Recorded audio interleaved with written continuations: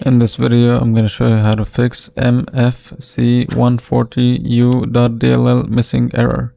First thing you want to do is go to CMD, run as administrator, and then here you're going to write the following command: dism/online/cleanup/image/restore health, and then press enter. Next, type sfc/scan now, and then this will basically scan and repair any missing DLL folders. And once it's done, you can try restarting your computer and see if this fixes the error.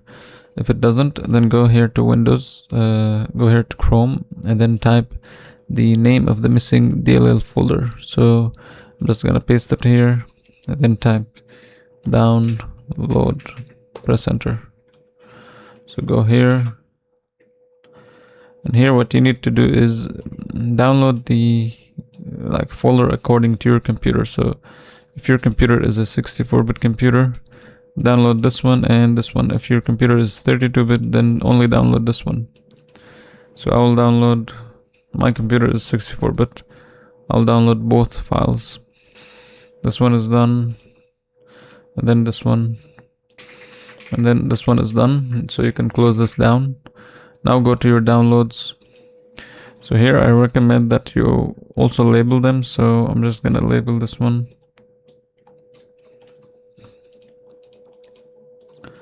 Then label this one.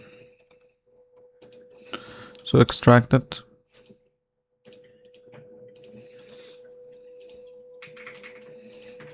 And then delete this one. So after doing this, you can just put this here. Then go to this PC, C drive, then Windows, then go to System 32. So here, go to 64-bit one, and then just drag the folder inside of this main folder. Then click Replace File. And then you're gonna go to syswow64, then 32-bit, and then drag this folder inside of here. Then click Replace the file.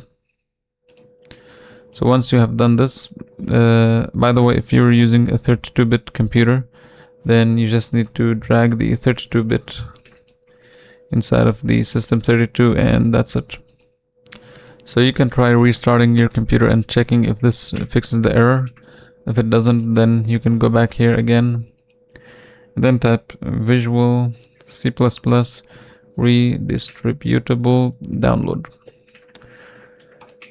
Go to the first page and then download the latest version. Download the 32-bit, then download the 64-bit. Now run the installer for both of them. So click run and then install. Then do the same thing here. Then agree and then install. And once done, restart your computer and your error is fixed.